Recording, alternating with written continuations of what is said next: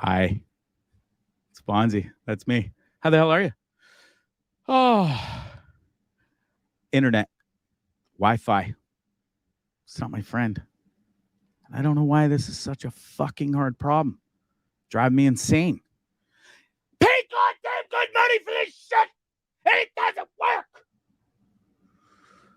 Fuck. Hi. How are you? Glad I got that out. It just bugs me. Doesn't it bug you?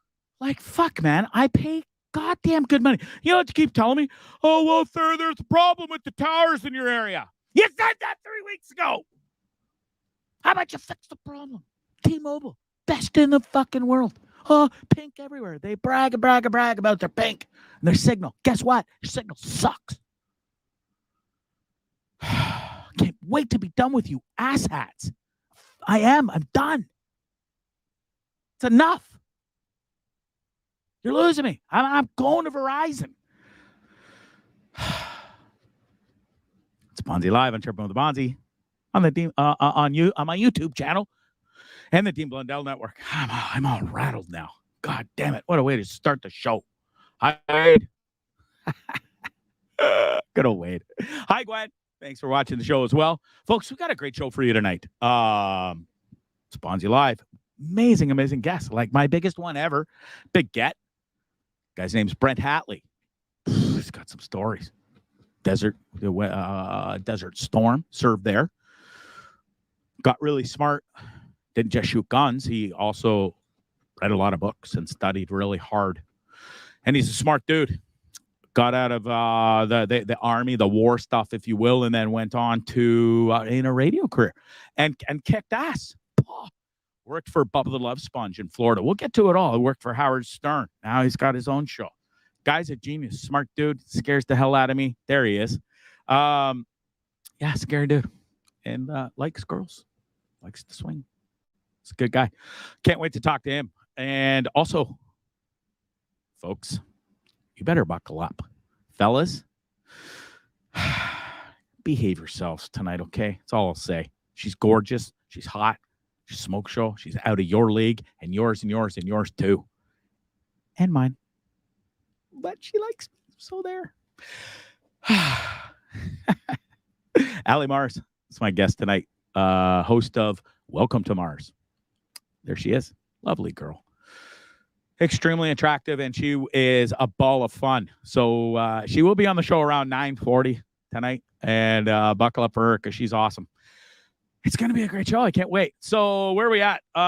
Geez, we're off to the races here. I mean, just go to YouTube, subscribe to Tripping with Bondzee. It's free, by the way. And watch the show over there, if you will. I played the show again on Facebook. That's because I'm embarrassed to you guys. You just can't simply go over and watch on YouTube. So you need me to hold your hand. Put the show on Facebook so you'll watch it there. It's all about getting the views, though, right? So really, ultimately, at the end of the day, and try and tell manager Jason this because he gets right upset when I put the show on Facebook and not direct you folks, you fine folks, over to my YouTube channel where I need more watched hours so I can start getting paid. So if you want to help me out, please do. Thank you. There's the link right there. Sponge Bonds, Starbucks. Yeah, it's what I feel like. And it's embarrassing. Like, I don't even know what to do anymore. I'm ready. Well, I guess part of the problem is when you live in the desert surrounded by mountains and you refuse to leave. Well, yeah, it's not that I refuse to leave. The shit keeps me here. I don't know. I like the people here. I like the atmosphere. I love the temperatures now that we are out of the craziness of scorching heat every goddamn day. It's real tolerable here and nice now. And I like the golfing here. But I'm leaving soon. I promise. I keep saying that. But I am. I'm going to San Diego. I got an audition there coming up. And I've also got an audition about an hour from here. And I think a place called Redlands. Your boy Bondzee's trying out for, the hell's that? Sherlock Holmes. I didn't try out for Sherlock Holmes. I didn't want to be the lead role right off the bat. I haven't been in a play since I was in grade 8. Okay. I chose sports over theater. But this is a pretty hot opportunity. And I have an audition Next, I think Thursday, in this place, Redlands, about an hour from here. And to play the second hand, what's it, Doctor, whatever. I can't remember the goddamn name. I'm not a big Sherlock Holmes dude, but I'm trying out. Every little bit helps now to get on to get the IMDb or whatever the hell it's called, and get credits for stuff. Helps the old resume, if you know what I mean. Sheeple Shepherd podcast. I thought you were so mad at me 8 times today. You left the TBS. Turns out you're just the internet, dude. Pay $150 a month for a piece of shit that doesn't even work, and it angers me. It angers me because there's no reason. Got better fucking Wi-Fi in Afghanistan, for Christ's sakes, and Nicaragua, third world goddamn country. I live there. Better Wi-Fi than here, and cheaper. We get 2-fingered right up the bum with no lube and a sandpaper finish here with Wi-Fi. We have the most expensive Wi-Fi in the entire world. True story. And funny enough, we have the shittiest Wi-Fi in North America around the world. True story. Just go to WebMD. It'll tell you everything you need to know. It's a joke. It's a joke from my appearance on the Dean Blundell podcast today, which you should go check out. You can check that out on YouTube and DeanBlundell.com. There you go. Fun times as always on there. Watson, thank you, Wade. Dr. Watson is the one I will be auditioning for next week. I also will be auditioning for a pet rescuer number 2. That is in the Los Angeles area coming up as well. So a lot of big things happening. I mean, you got to start going to auditions if you really want to make it here. And we'll see what happens. Anyways, Sheeple Shepherd podcast, because he knows his job is to debunk stuff. And he knows. True story. Right here. He says it. It's right there. He said it. It's true story. True story about the Wi-Fi. It's disgusting. Yet, we pay it because we're suckers. Suckers. Capital S. UCKERS. Suckers, suckers, suckers. Speaking of suck. Delicious. I had one recently. No, it's not around here. It was disgusting. It tastes gross. Tastes like burnt ass. Not that I know what that tastes like, but I was thinking of something really horrible, and that's what came out of my mouth. It's a good thing that I really like marijuana in any form, and I got through it. I didn't enjoy it because it tasted awful, but now I got a nice blueberry delicious one. And it gives you just that little punch you need. You know what I mean? Sherlock Bonds. Can you imagine? I'll try out for any part in the play. You imagine old Bondzee up on stage for the month of January. What are you doing in January, Bonds? Just going to be Dr. Watson in the Sherlock play, Sherlock Holmes play in Redlands, about an hour outside of Los Angeles, California. You imagine? That'd be fucking cool, I think. Anyways, lots of big stuff happening with Bondzee. Every single day I get up an hour early now and I have a routine. And my coffee, my pipe. And then we go on and we start applying for jobs. Then we do the promos for the shows if it's a show day. If not, we write, we prepare, we do scripts. I got another amazing back with this great client of mine. They took a little time out. They revamped their whole system. Now we're back on YouTube, bigger than ever. I probably voiced for these people alone 800. And I'm not even joking. Over the past year, 800 videos. Now I just did, I think, 15 in the past 2 days. Excuse me. And it's been great. I just love it. I fucking get paid to sit in front of this stupid microphone. You're not stupid microphone. You're a nice microphone. Motherfucker pays me. The microphone doesn't, but this voice box speaking into it gets me paid. Who knew? All those years wasted painting and smoking dope at clients' houses and listening to Stern and Dean. Could have been talking on a microphone and getting paid. Who knew? It took COVID to happen and me living in my parents' basement and wanting to commit suicide. True story. Sad but true. To realize my dream that I was on radio and I gave it up because I was asked to, told to, probably told to. Ex-wife thingy. We won't get into that. I digress.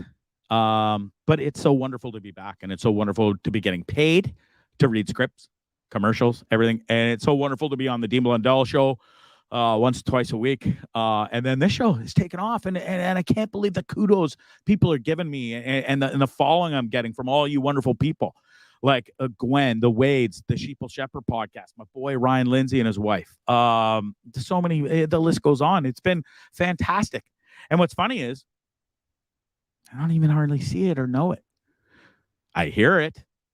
I hear what you guys are saying, but I don't take it in, and I have a problem with that. I don't. And it's what's holding me back still. I'm still not perfect, and I'm trying to accept where I'm at, how I got here. I mean, I do all this work. It's not for nothing. Work my bloody ass off. But I still can't see how well I've done. Because I have such bigger dreams and aspirations, I think I can't see the fucking forest for the trees, if you will. But I'm thankful. I really am. Please don't get me wrong there. I'm beyond thankful for where I'm at, how I've gotten here. I wanted to die a year and a half ago. It's a true story. A year and 9 months. In my parents' basement, I wanted to pull the trigger or hang myself or whatever. I prayed every night to Jesus to take me instead of a baby or somebody with cancer who just didn't deserve it, wanted to live more than me. Now I want to live forever, and I got so much shit to do, and I want to see my kids. They're doing amazing. I want to see that shit too. Brent will be coming on. He should be popping on here any second now. Actually, I said 9:15. So stick around. Brent will be on shortly, and then we have wonderful Aly Mars. Thanks, Wade. As long as the checks keep clearing, I'll keep promoting you. You bet. Yeah, Mom's been on that. Really proud of Sarge. She's a pisser. She is. And there we go. Somebody just asked, where is Brent and when is Brent on? And lo and behold, let me get to my notes here. He's here, folks. So what was I saying? Yeah, just let me finish up real quick. I was saying how it's amazing how far I've come in a year and 9 months from living in my parents' basement because my house is rented. I just, you go from running this amazing bar on the ocean in Nicaragua and having the greatest life there to being sent home to your parents' basement and not being able to see them for 14 days, even in the same house. Food's delivered to the top of the stairs because you don't want to get your 74-year-old parents sick of COVID because they scared the shit out of us. And I literally thought if I fucking touched them or came anywhere near them, I'm going to kill my parents because goddamn mainstream media put that fear of God in everybody. I'm going to fucking do it with everything. It's disgusting. Anyways, I went from wanting to die to here I am, and we're off to the moon. I'm not stopping, I'm so proud of how far I've come. I've got my 3 demo tapes done. I'm applying to Hollywood shit now. It's just the weirdest thing.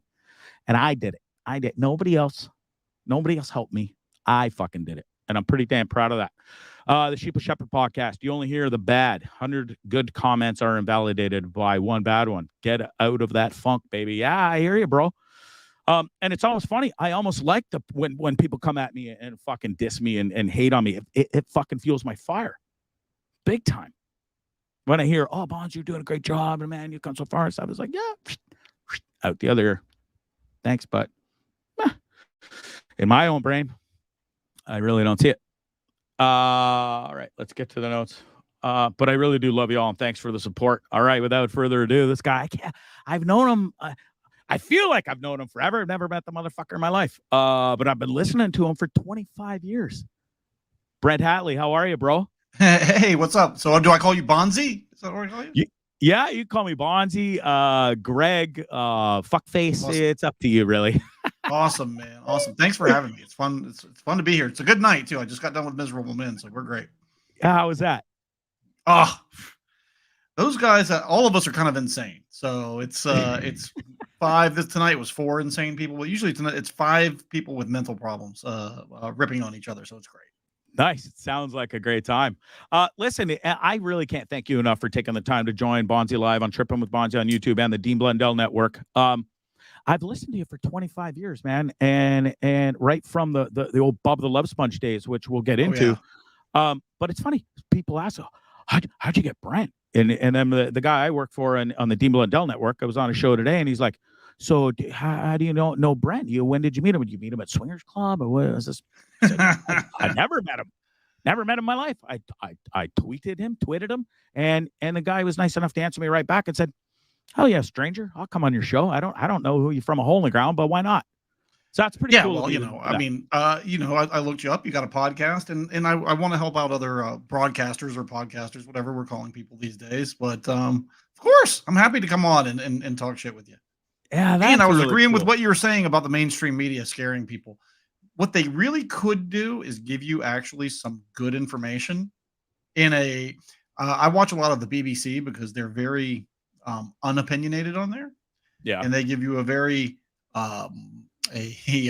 what is it, an emotionless view of the news. And then when you watch this mainstream media in America, they've turned it into infotainment, and it's got to be huge and sexy, and it's got to freak you out, or it's got to be it's got to bleed, or it's got to be something, but it's never just good information. Like, you were freaked out that you were going to kill your parents. You probably weren't going to kill your parents, but the media freaked you out and scared you instead of actually giving you good information, which at that point, the good information was, we just don't know. This virus is new, and there's a lot we don't know, and you're just going to have to deal with the fact that we don't have a lot of answers. Yeah, and we didn't know then. So, I mean, I literally had to leave Nicaragua within 3-4 days of when Nicaragua closed down, which it was March 17th, St. Patty's Day. I'll never forget it.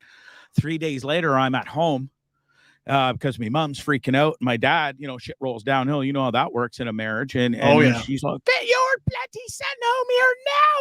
No, I'm going to lose him." And so dad's like, gets on the phone. He's like, "Motherfucker, you get your ass home here now. I'll pay him for it. I'll pay for your ticket because I'm paying for it here for you not being here." So, people are saying on here that we look like we're related. We probably are from the same original tribe in the UK. Yes. I did my ancestry test, and I'm 100%, like a lot of people are a lot of mixed things. I'm 100% English, Irish, Scottish, and Welsh.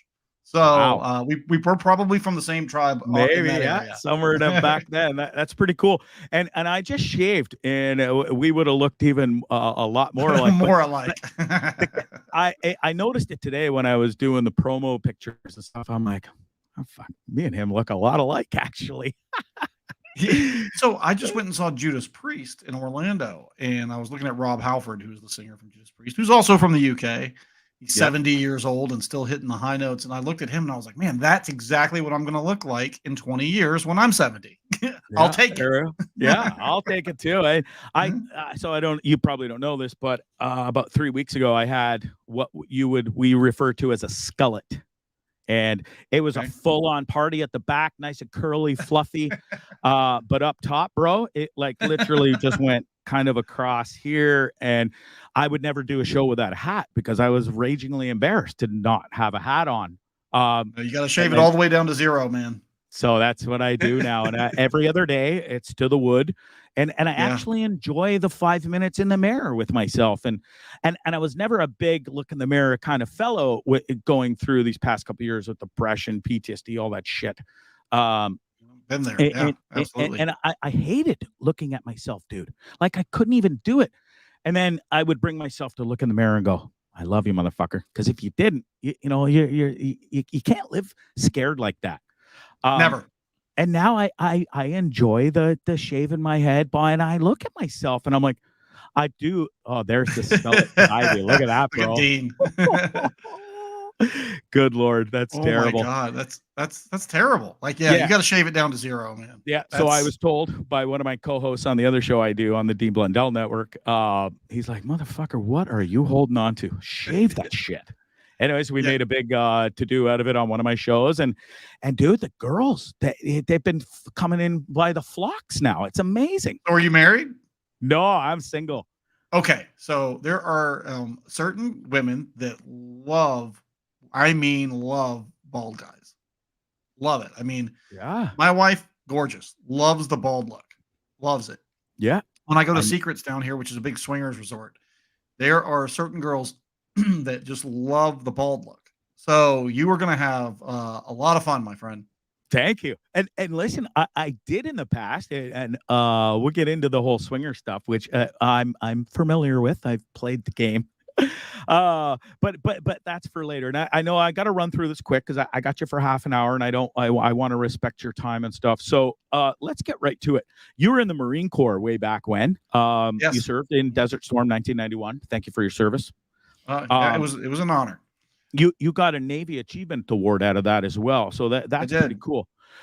Do you look back on that time, Brent, and regret going or have regrets of it, or do you look back and go, I'm kind of glad I actually did that and experienced it?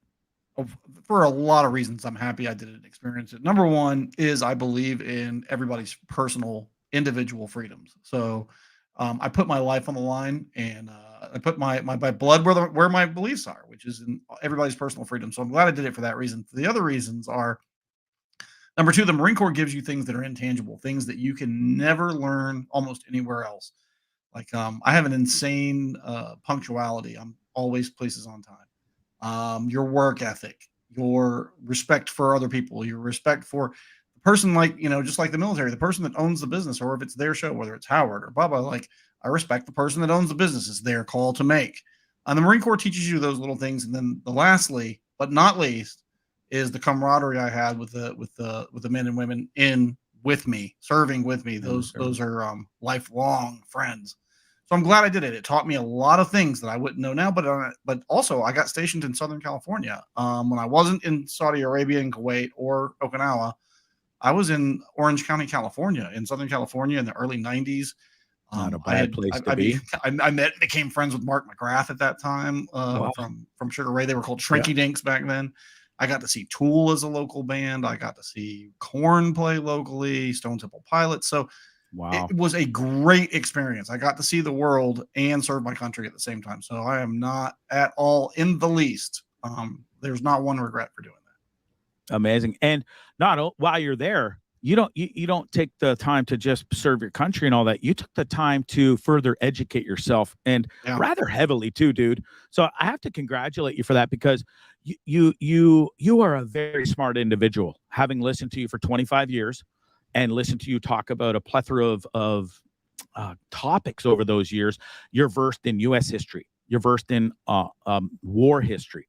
You're versed in science, and criminal justice is another thing. Yeah. That's a big passion of yours, is criminal justice. And it's cool how you took the time to and use the resources to educate yourself further.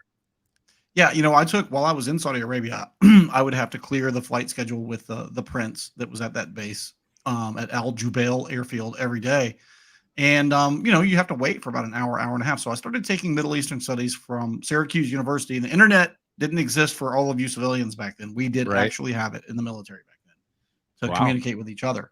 So 91, yes, I was on email in 1991 because we had it in the military and civilians didn't have it.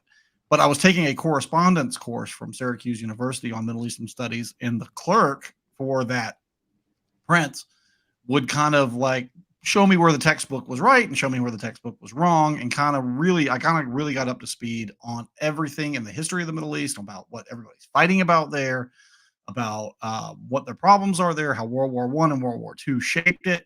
It's a lot to learn, and I think the problem is a lot of our politicians, especially here in America, don't understand the history of the Middle East, which is why they mess it up quite a bit. Yeah, for sure. It must drive you nuts too, right? Yeah, because when you send troops to other countries, the people in those countries, even the people there that are good people and want to obey the law and just make it to the next day, they're going to end up hating you because you're in their country, in their neighborhood. And I try to explain it to other Americans like this: if Chinese troops were marching through our neighborhoods, you wouldn't care the reason they were here. You wouldn't care if you hated the president or not. You would care that there are Chinese troops marching through through your neighborhood. If Mexico invaded us, you would be pissed at the Mexican army for invading us. It's the fact that you're there that pisses people off. And I think our politicians don't understand that. They think we're going to bring them freedom. Well, they don't have the same education system and the same values that we grow up on. They have their own culture and their own values and their own way of living. And it's very arrogant for a lot of times for us in the West to try to impose that on them. And it turns out, just like Afghanistan and Iraq and Kuwait, and in Syria, it all turns out the exact same way. You cannot make people live like you live just because you want them to. That's just Yeah. it's just not going to work that way. And we may not agree with everything that's done in these countries. And I don't. But I also don't think that we should go over there and force our will on them at the end of the barrel of a gun either. So you took the time while you're in the Marines too to educate yourself with radio and TV broadcast. Yeah, there's an old one. Wow, that's on Okinawa there. That's cool. That's Okinawa there. Yeah. Wow. We were starting up the helicopter. It's pretty hot when you have to wear all that shit too in the summertime in Okinawa. No doubt. I can only imagine because I've been in Palm Desert here since the summer and it was hot as a motherfucker and like it's brutal. I could only imagine how hot it would be over in that desert. And then with all that gear on top of it must have been insane. Yeah, that was terrible. And that particular picture was in Okinawa. So it was the same climate as Florida. So it was super hot and humid in this picture. Yeah, that's Okinawa. That was my reward, I felt like, for going to Saudi Arabia. Yeah. Cool. So now you get out of the military and you go into radio. Now, was this something that you knew that because I know you studied for it before leaving the military? Was that the next goal? Was you knew you wanted to be on TV or radio or of some sort? Yeah. So at first, really early on, I wanted to be a lawyer. I wanted to be an attorney, and I wanted to argue Fourth Amendment cases on appeal. I wanted to be an appellate attorney, and I wanted to argue about which is Fourth Amendment is search and seizure. It's the rules the government has to abide by when they come with a warrant to your house to search your house. So I wanted to be a defense attorney, and I wanted to argue cases about search and seizure at the appellate courts and at the Supreme Court. That's what I wanted to do. But you would have made a great lawyer, by the way. Thank you. Still and would. I think I started listening to Howard, and in my youth, what I would do is I would go down to the football stadium when I was in high school. I'd go down to the football stadium and I would announce the Little League football games like I was on TV. So I was really into it. I was really into listening to even talk radio when I was a kid. Like when the rest of the kids were listening to a lot of the music radio stuff, I would listen to Ron and Ron, which is Ron Diaz and Ron Bennington. People probably have heard of Ron Bennington from Sirius XM. But they did a show called Ron and Ron in Tampa, and I would listen to them in the morning, and I would listen to talk radio all the rest of the day, even at night. I would listen to Bruce Williams and Sally Jesse Raphael. I was just into talk radio, way into talk radio. And then I hear Howard in 1991 when he comes on LA for the first time. It was July of 91. And I realized then that this is my thing. This is what my thing is. I want to do radio. And I want to be on the radio because Howard was so great at expressing himself, and he had a great way of just expressing libertarian ideas in a funny way. I like doing it in a way that's entertaining, that people are interested in. So I switched my major to broadcast journalism, and then once I got out of the military and came back here to Tampa, Florida, I got an internship at 98 Rock, and then I was like, well, I'm going to go ahead and finish up my degree. And they were like, well, we don't need you to go to any more school. Like, you're hired.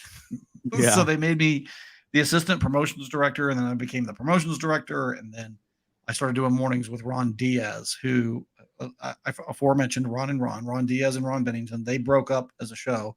My company hired Ron Diaz. Ron Bennington went to another company, and they put me with Ron Diaz in 1997 doing morning radio. And I loved it. I absolutely loved it. And then by 2000, the company was going to syndicate Bubba. So they plucked me from Ron's show and said, look, we're putting you with Bubba. We're going to syndicate Bubba. And we think that this is going to be a formula for success, which it was. It really was. It leads me into this. Did you know Bubba before? Were you friends? Were friendly acquaintances? Or did you Bubba was killing it back then and popular, and they just were like, Brent, you're going to go with him now? How did it all work? So I had met Bubba one time, and he was doing nights on the Power Pig, which was the hit radio station. And he was doing everything to break radio format. Like, he was like letting the intro run too long, and he was talking for too long. Like, everything that they taught you in school, Bubba didn't do it that way. Bubba did it his way. But the thing that I learned was, if you get ratings, well, then you can break all those rules that the consultants tell you that you can't break. Hell yeah. So Bubba's getting these huge numbers. He's getting a 30 share at night on the Power Pig. It's insane. And 98 Rock, the station I was working for, their morning show just wasn't working. So they decided, they were like, hey, we've got this huge ratings monster, but he's at night over here, and we've got a successful morning show on the Power Pigs. We're going to take Bubba and we're going to move him from nights on the Power Pig to mornings on 98 Rock. They move him over from mornings on 98 Rock. He's there for 3 years, and then they're like,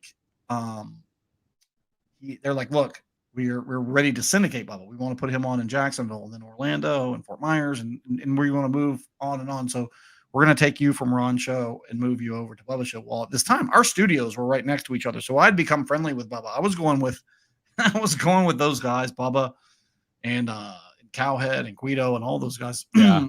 So Bubba had a club down in Ybor City called Bubba's Beach Club. So that's where I'd be on the weekends with Bubba and all those guys in Ybor City. So then they just decided to move me over to Bubba's show in 2000, and man, it just what a trip, we were out of control.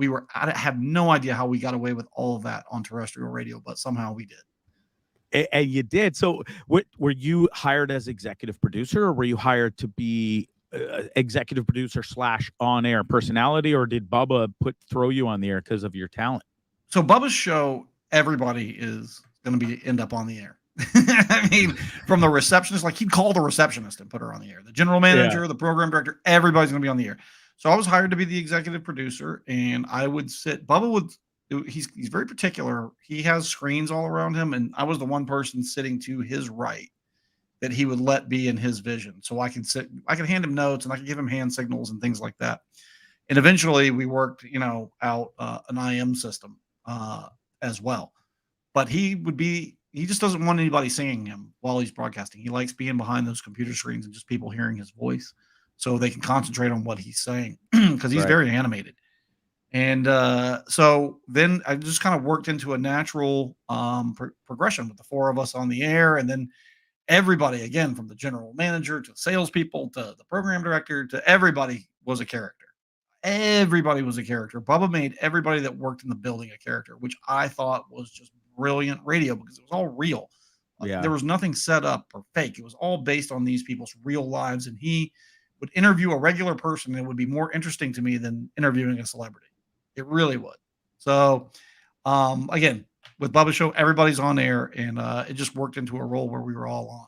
So many characters. You mentioned Ned. There's Ned. That guy was crazy. What a great character. Yeah, like amazing. Fantastic. So you guys had so many crazy bits, and you mentioned it like you don't know how you got away with it, and I don't either. But you guys did get into some trouble legally. How many times were you suspended? Suspended only. We were only suspended. Well, Bubba was suspended. I didn't get suspended. Bubba was suspended once for we killed a hog. So for those who don't know, and I was going to get to this. We did Bubba's Roadkill Barbecue. And a guy who's a licensed hunter, he brought a hog, and his job in the state of Florida, the state pays him to remove hogs from people's property, because in the state of Florida, hogs tear up a lot of property because they have no natural enemy. So there's no other animal to thin them out other than humans. So we have to thin them out, and it works out. You can make pork with it. It's fantastic. So this hunter brings this hog that he removed from private property, and he was paid to. And the guy tells me, this is how I feed my family. I get paid, and I keep the meat, and I kind of freeze it, and we use it for pork. He goes, I'll bring one down.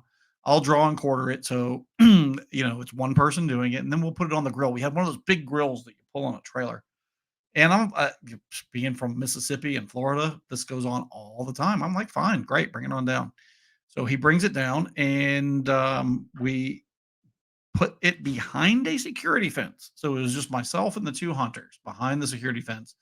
Myself and the two hunters. I'm on the phone. I didn't do anything other than describe what I'm seeing. And I knew what I was seeing was okay, because I grew up in that world. And they killed the hog. They quartered it. They cleaned it and got it prepped to put on the grill. Like, goes on every weekend in the state of Florida. Of course. It goes on everywhere in the South. So the next thing you know, a cop car is pulling up, and the police get out, and they were like, hey, we've gotten numerous calls. Talk to me about what's going on here. So I explained to the police officer what's going on here, and I can see his wheels turning like, is there a crime been committed here? So why don't we do this? Why don't you go? Because every police officer has a book of statutes in their They have the book of laws. It's in their car. They can look it up right there. They don't need the internet. They don't need anything. They have a book. It's like, why don't you go get your statute book out of the car and let's look it up. So the cop looks it up and we read the statute together. And he agrees. You're right, actually. No crime's been committed here. Just make sure you dispose of the carcass correctly. Right. And I said, no problem. Why don't you guys stay and have lunch with us? Like you made your way out here. This is fresh pork. I'm sure you haven't had pork this fresh unless you're a hunter. Why don't you have some fresh pork? So the cops had lunch with us. It was a big laugh. So fast forward 2 weeks, we have to turn ourselves in. Bubba and myself and both hunters get charged with felony animal cruelty, which it wasn't. And we go to trial, just like Law and Order, full jury trial, all that stuff. And we, the defense, are the ones that end up calling the police to the stand. Like they testified on our behalf. You know, and our attorneys asked the police officers, hey, did you get called out there? Yes. Did you take anybody into custody? No. Why didn't you arrest anybody, officer? Well, because I didn't find any violations of the law. So at the end of the trial, the jury found us not guilty. And they even asked the jury foreman. The jury foreman was like, well, police officers showed up and didn't find any violations of the law. I don't know what we're doing here.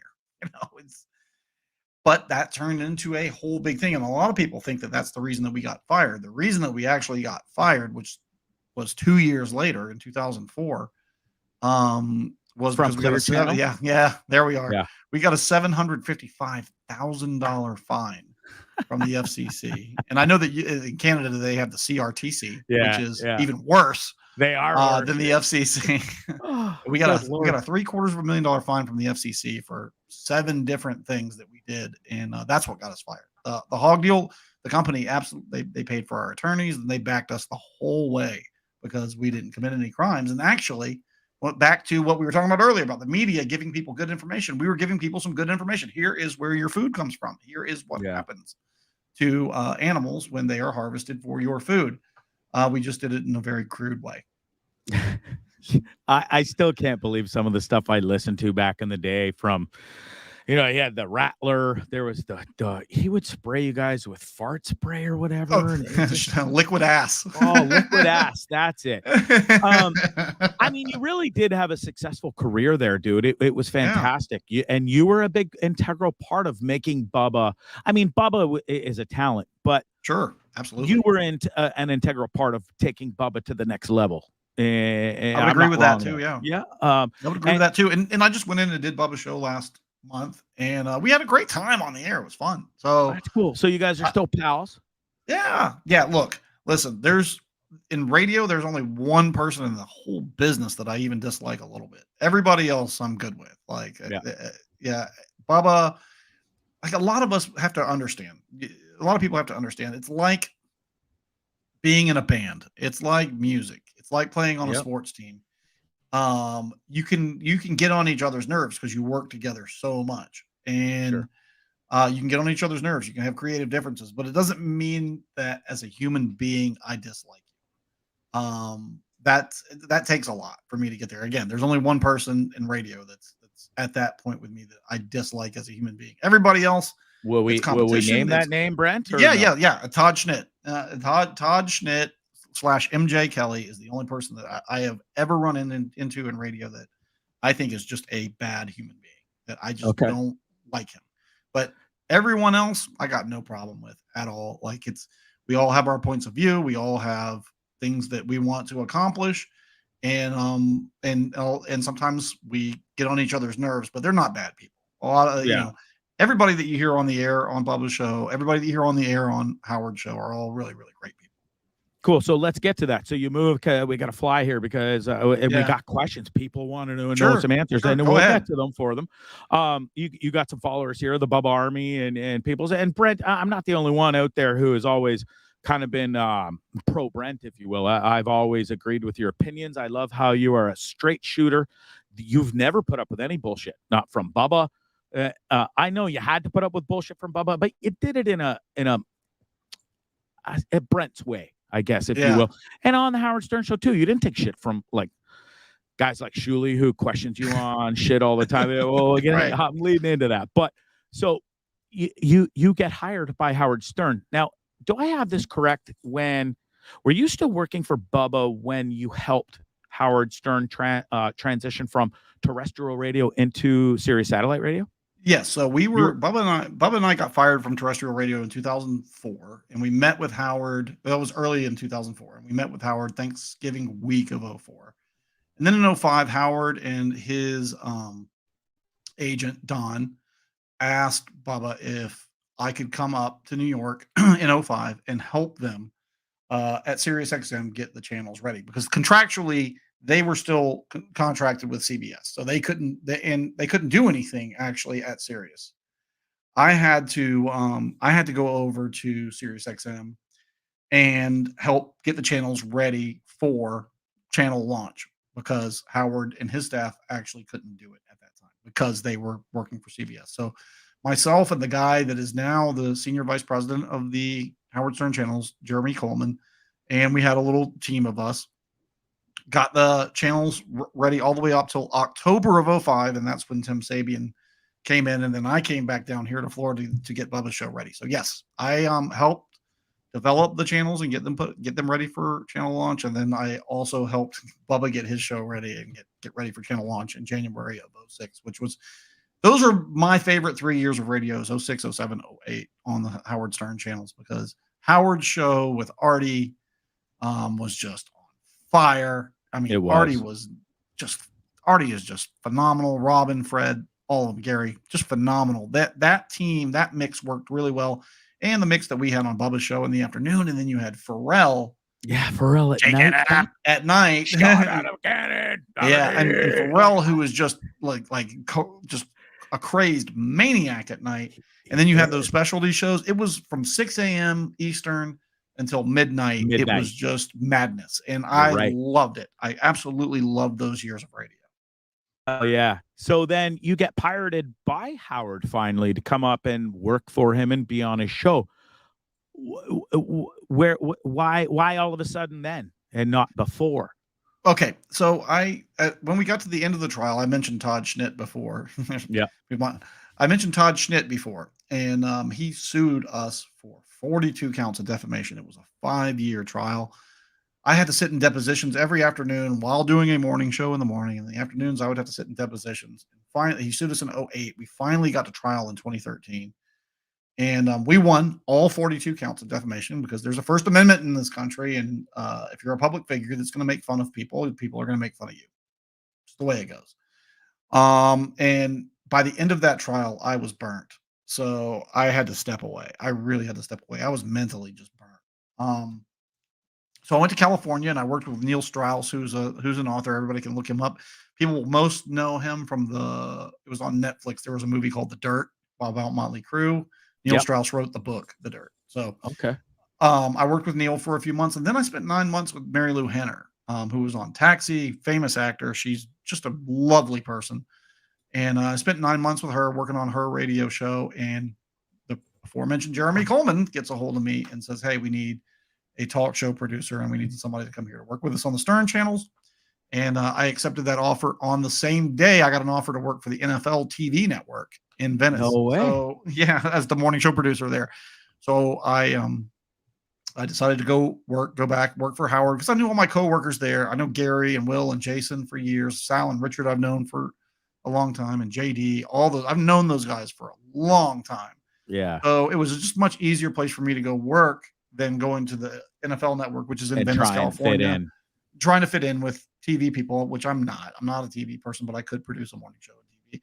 But it was much easier to go to Howard show, where I knew 90% of the people that work there already. Yeah. And it was just easier, more easy of a transition. And it's more of the content. I'm a football fan. I love NFL football, but I don't know if I could do it 12 months a year without burning myself out on it. I'm such a fan that I kind of don't even want to know how the sausage is made. I just want to watch the game on Sunday. Yeah, right. I just want to watch it. That's it. Love it. So let's talk about the Stern Show a bit more. That you just mentioned so many characters, and I, since I was, well, he started on 107 in Toronto, so I got it for free. And then there was a few years where I was lost and I couldn't listen because he was taken away from us, and you just couldn't pick up a feed. The only thing I got would be the Friday night show on Channel 9 or Channel 9 show. Oh yeah. Show. And that and the E Network show. And then he went when he, for me, as a listener and somebody who didn't get to listen for years, him going to Sirius Satellite Radio is the best thing that ever happened. So, well, even for the people that listened, it was the best thing that ever happened. It was an uncensored show. Yeah, he got to be Howard finally, you know. Right. And I remember thinking about that, going, no more censorship, no more bullshit, you know. Yes. I remember and it was amazing to hear Howard say fuck for the first time. It was incredible. We're like, yes, it's awesome. And he can say pussy and cunt and whatever the hell you want. And then and Howard is brilliant, and we're going to get into Howard a little more in a minute, but he made people, like he made Ronnie, like look how far Ronnie's come. Guy sat in a fucking car outside for hours on end, and now he is one of the best parts of that show. And like, I love Ronnie, and here it's funny for all you guys, and here's the weird thing about Ronnie, and this is 100% authentic. Ronnie on the air is one of the most angry people on the planet, which is great on the air. Off the air, he's one of the most fun people you will ever meet or hang out with. Like, hanging out with Ronnie, you better have your partying shoes on and be ready to party. And if not, like, he's going to put you under the table. Like, that is the craziest thing about Ronnie is there's two Ronnies. There's the on-air Ronnie that as soon as you cross him, he goes berserk. Yeah. Off the air, he's Mr. Fun, happy party guy. It's great. And Ronnie is great. If I can have that much energy when I'm his age, oh my gosh, I'm in great shape. I only hope to live to his age and still be able to fuck as much as he does. Like, he loves sex more than anybody I know on this planet. Well, maybe except besides you, and your wife. Well, I'm telling you, Ronnie should have been a swinger. Yeah, he should have been a swinger. He would have been perfect for it. Scores guy. Got a tattoo. Like, scores man, got a tattoo. Yeah, he's gold. He is, you know who else is radio gold is those two maniacs, Sal and Richard. Are they as genuine and as funny, like for real? Like, they are funnier and more genuine than you can ever imagine. Like, I tell them all the time. I've told them this personally. I've said this to Gary and I've said it to Howard. There's no bigger Sal and Richard fan in the world than me. I think those two guys are fucking hilarious. And I've said this lots of time. You give James Franco and Seth Rogen the same budget that you give Sal and Richard. Give them both the same budget. Sal and Richard will come up with a better movie. Hell yeah. Like Sal, I can't even say what it is because it's Sal's idea, but he has an idea for a comedy movie right now in his head that he told me that is fucking brilliant. Wow. It's fucking brilliant. But, the movie studios are never going to let a guy like Sal make a movie, but he is fucking hilarious, and so is Richard. Yeah, it's funny because I met them back in New York City. I was crossing the street one day outside your studios, and I ran into Fred, of all people, and we kind of walked past each other, and I was like, "That was Fred," and I went, and once it clicked into my brain, I turned around, and I was like, "Fred!" He fucking turned around, so I ran back across the street. Fred was super awesome. What a nice human being! Like, he super literally. Nice. We took a picture. We got a stranger to take a picture, and Fred wanted to make sure that it turned out before he left. And I was like, "Wow, how cool is that?" Anyways, and brilliant. He's brilliant, masterful. He's brilliant. And when you're at parties and things with Fred, I've stood there for an hour and had a conversation with Fred before because he can talk to you about any fucking topic, like any topic you can think of. Fred knows it, and you bring it up to Fred, and he will have some perspective on it that you may not have even thought of. He reminds me of you in a way, or you remind me of him in the sense that you guys are so smart. You're unique individuals, and Fred is that different, unique individual. And Howard, listen. If Fred never met Howard, I still think Fred would have had a successful radio career. There's no doubt about it because of his talent and his smarts. I love what he brings to the show, but to this day, and maybe you can answer this for me, why doesn't Howard involve Fred more in the show? Or is that Fred's choice, or is that Howard? It's Fred's job. So Fred's job is to run the show, basically. Like, Fred keeps up with the commercial log. Fred keeps up because there's a law in America. People, you may not have heard of it, called Sarbanes-Oxley. So if you tell clients that commercials have run at this time, that has to have actually happened. So Fred runs the breaks. Fred, of course, you hear his sound effects and music beds and and his comments and his impressions. So Fred is really actually busy. So probably Howard's probably giving him that little bit of space he needs to operate. And then he does check, he will check in with Fred. But Fred is super busy. Fred's like an octopus. He's doing like 8 things at once while the show's going on. But why can't we hire some other clown to do that simplistic stuff it's not simplistic, but and free up Fred to be more Fred, because I find him so amazing. I do too. I agree with you. Like Fred should have, like, once a week, Fred should have his own show for where an hour he just gives his. I know he does the specials, and I've listened to them all because I'm fascinated by Fred.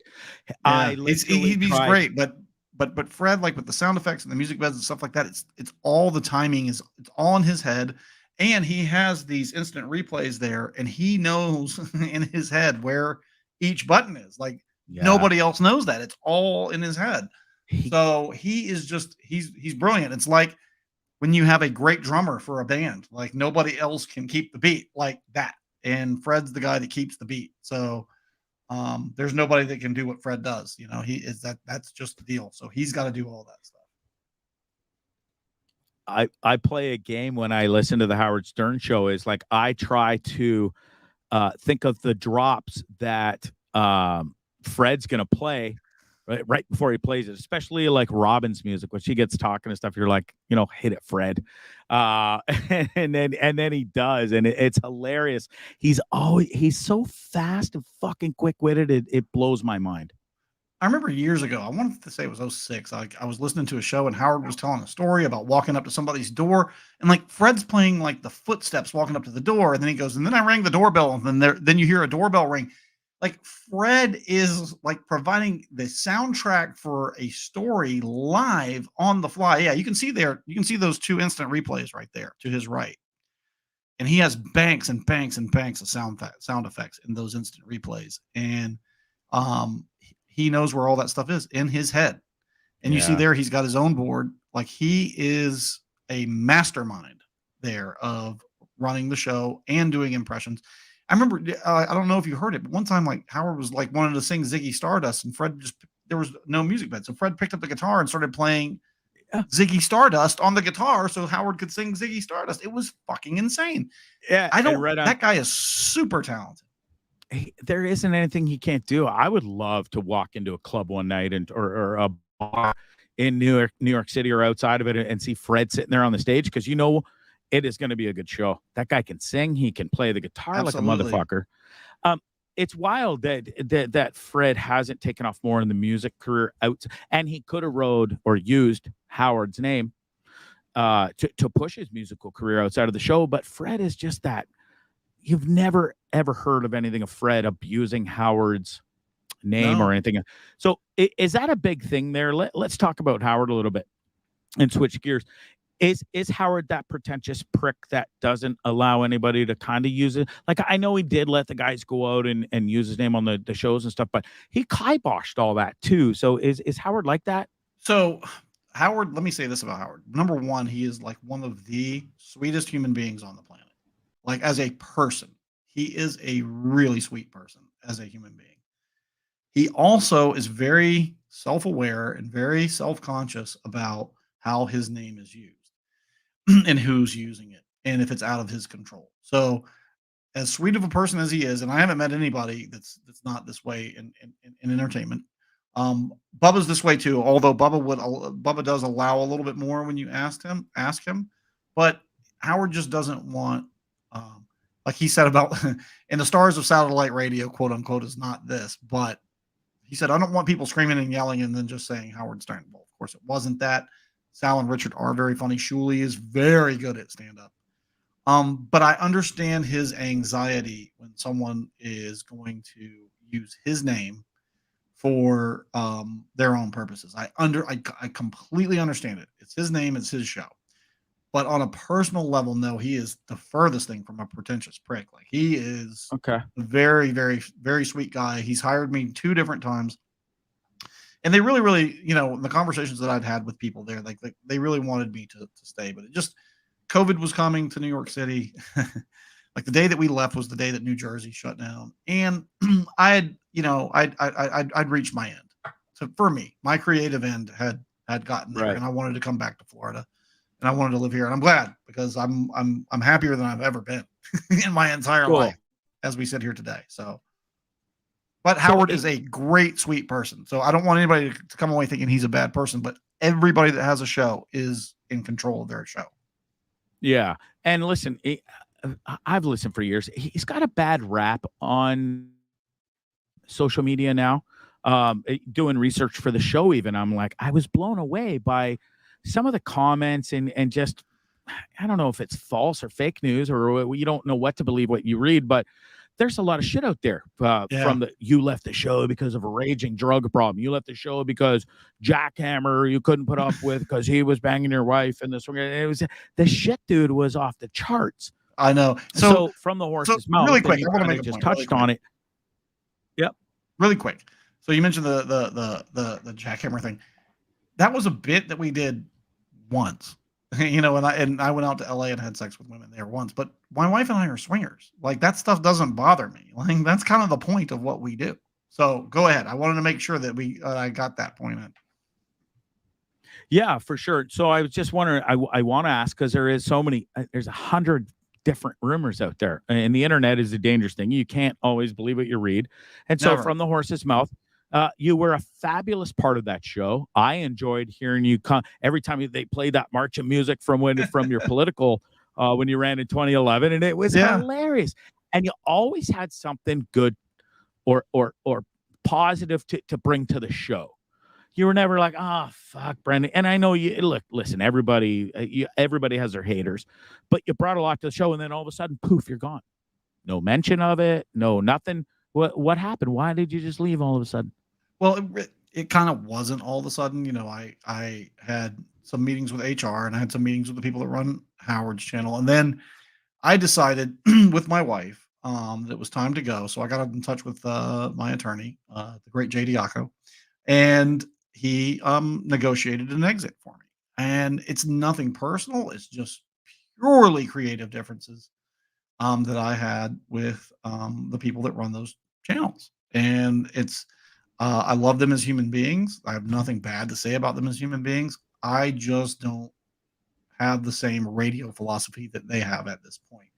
And to be fair, my old boss, one of my bosses that taught me the same radio philosophy, he doesn't believe in it anymore either, because it's not corporately acceptable. So, but this is what I love doing. So it's just not corporately acceptable anymore. It's just not. Like, the Twitter mob will come get you if some of the radio that I used to participate in got on the air. So I get it. I understand. It's just creatively, I'm not willing to do radio that I don't believe in. And it's the same thing. Like, I'm a huge heavy metal fan. I'm a huge fan of Metallica. This guy says, Simplify Metal, you don't have meetings with HR for creative differences. Yes, you do. Yes, you do. Yeah. The meetings I had with HR were for exactly that, because I wanted to do my own show somewhere, whether it was once a week, once a month, whatever. So HR, did not want me to do anything outside of what I wanted to do on whilst you were on that show. Yeah. So like you just brought up, they want you to just do that. Right. And the real estate for what I did on the air had shrunk down to almost nothing. So yeah, that's who you go talk to when that happens, actually. I'm going to assume that person that made that comment doesn't know anything about radio, but actually, yes, you do. Yes, you do have meetings. So yeah, that's exactly who you meet with. When you say, hey, look, I don't think I can be here anymore, you do have to go meet with HR about that. They didn't call to meet with me. I called to meet with them. And so many people so you move on, you leave the Howard Stern show, and you start the Brent Hatley show with your lovely wife, Caitlin. Mm-hmm. And it was fire. You guys you're controversial. You talk about the swinging life that you guys lived. You talk about Smoke By. That's a great Lamb of God. I was supposed to go see Lamb of God and Megadeth just recently they just toured together. But I got vaccinated finally down here. I've been on the road for, at the time, I I think 5+ months down here in the U.S. I'm a Canadian kid, and I bought this 45-foot Prevost tour bus, came down to the States. I bought it here in the States, sold my house, sold everything I own, then bought this bus and tried to take this show on the road and interview people and just go live a different life. And I wasn't vaccinated. I love that. Yeah, it's been amazing, dude. I did 8 states, 5 months, thousands and thousands of miles, amazing people, great footage. And then I got vaccinated. I was scared. Like they finally scared the shit out of me, and I knew it was the right thing to do too for a couple of my kids, and I'm trying to get into Hollywood and stuff. So I didn't really have an option. I already lost out on a caddy job from the LPGA because of not being vaccinated, and so I was like, fuck. So I took the jab. Anyways, it fucking put me down for 6 weeks, like paralyzation on my left side of my body. I couldn't even lift which one did you get? I got the one off Johnson & Johnson. Oh, yeah. Fucking destroyed me, bro. Anyways, 6 weeks later, I'm way better. I got full function again, and I'm back in the gym, everything. But it sent me on my ass, and I forget the whole fucking point of where I was going with that now. But like the same here. Like I got the Pfizer vaccine. So I got the Delta variant of COVID between shots. So after I got the first shot, my wife and I got it. It almost killed me. Like I mean, it almost killed me. So then I got the second once I was negative, I got the second shot, and now I'm vaccinated. But I got it for almost the same reason as you did. I was like, I want to go see concerts. I want to go do stuff, and I don't want to be. Yeah, I don't want to be kept out of like any of the swinger things or any of the concerts that I want to go to. So we went and got vaccinated. So now we have our vax cards and we can just show them and get into stuff. And that was the same reason as you, because vaccines usually take 4 or 5 years to be approved because they have to go through a lot of trials. But so, Yeah. So let's get to it. So you got the Twitch show, you go over there, you're killing it and stuff. And I've been seeing all over the place in these comments and stuff. People want to know what happened with the Twitch show. So I got the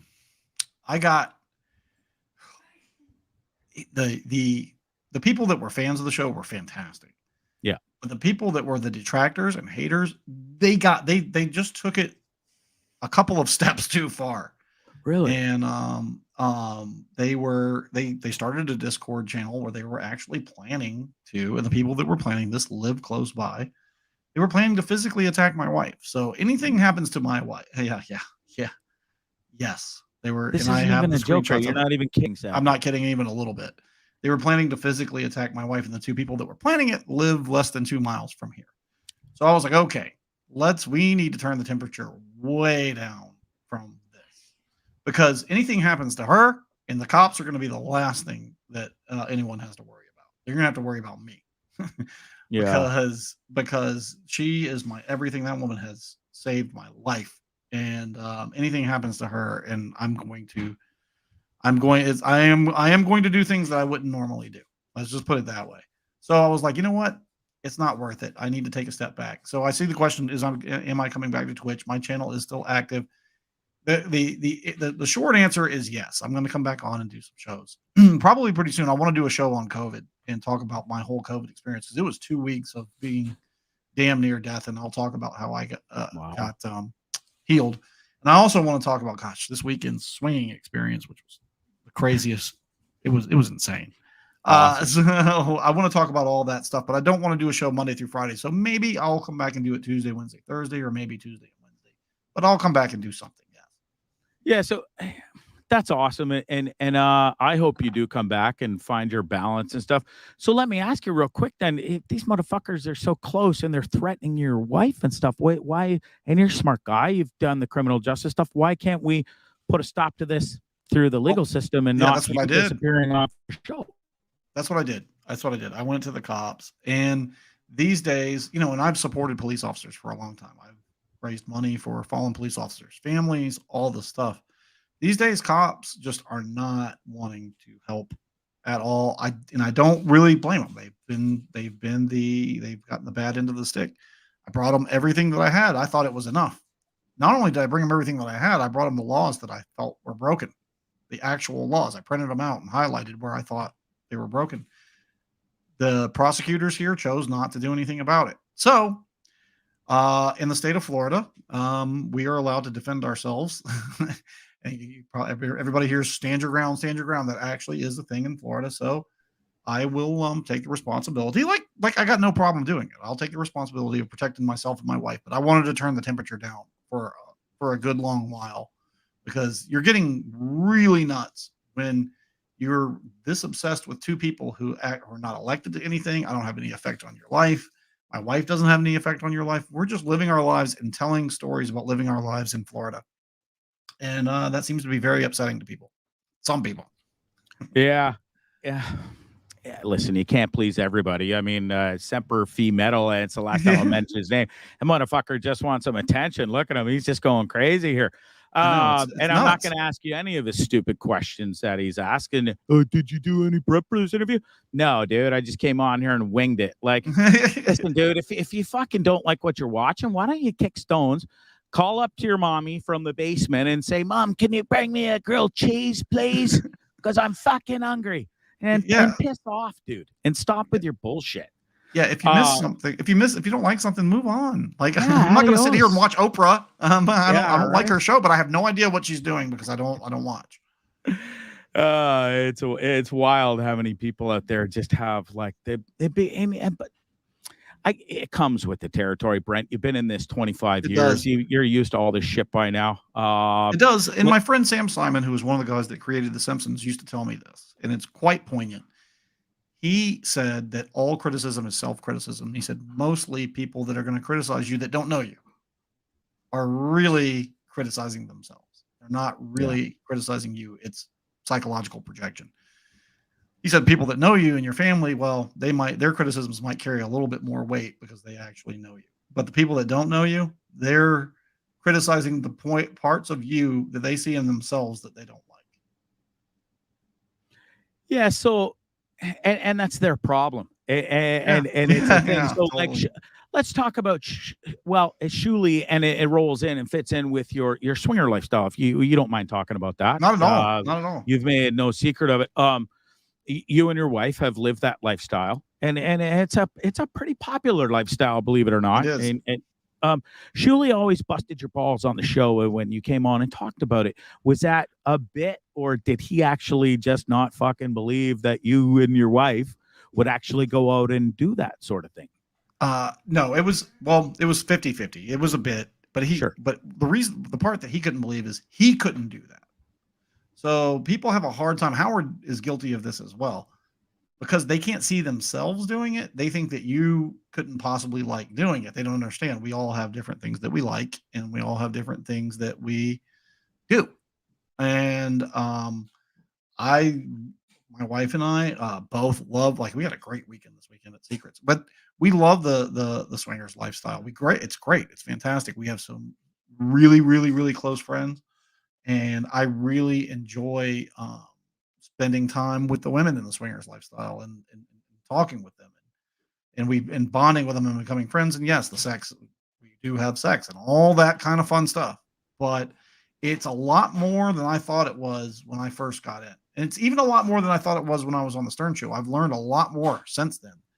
Because swinging in Florida and swinging in New York is two completely different things. Completely different things. It's not even close. It's not even the same ballpark. In Florida, it's a lot more fun. It's a lot more loose. And you become friends with a lot of these people, like really close friends. Yeah. And I've become friends with the couples that we hook up with. We've become friends with a lot of these couples, and we had all of them there this past weekend, Friday, Saturday, Sunday at Secrets, which is in Kissimmee. It's a swingers resort. Awesome place to go hang and party. You should come do your show from there. And dude, I was gonna bring that up one day. Yeah. Like I love Florida. I've got a bunch of friends down there and stuff. And I used to have a house there with the ex-wife. No longer have that. You know how that story goes. Anyway, so it's I was gonna say if I'm ever in the Florida area, I would love to give you a ringy ding ding and come have fun sometime for a weekend. Of course, and there's buses parked, like your bus parked out behind Secrets, because people bring their RVs and buses and park them there, and it's a big party. You park your bus there and do your show there. Like, I know the owners and the PR people, so we can make that happen for you, no problem at all, man. And it would, I think it would be a good show, and I could get you some people to interview that are not me that you would find fascinating to come sit on. Perfect. I'm all about fascinating interviews, Mister. Listen, you're a fascinating person. Real quick before I let you go, I've kept you way too long. You've been awesome. Okay. You dabbed in politics real briefly in 2011. Yeah. Do you ever see yourself going back to that, Brent? Or I would love it. My wife won't allow it. She really? said no more. She said no more running. It's gotten too toxic, is her point, and she's not wrong. Yeah. She's gotten way too toxic, and it's gotten way too toxic. And she's like, no. Because both of us, her and I are both, we're not on the extremes on either side. We're first and foremost, our first concern is your individual freedom. And then after that is making sure that everybody's got an equal seat at the table. So those two things are important to us. And that's kind of a thing that's kind of more in the middle.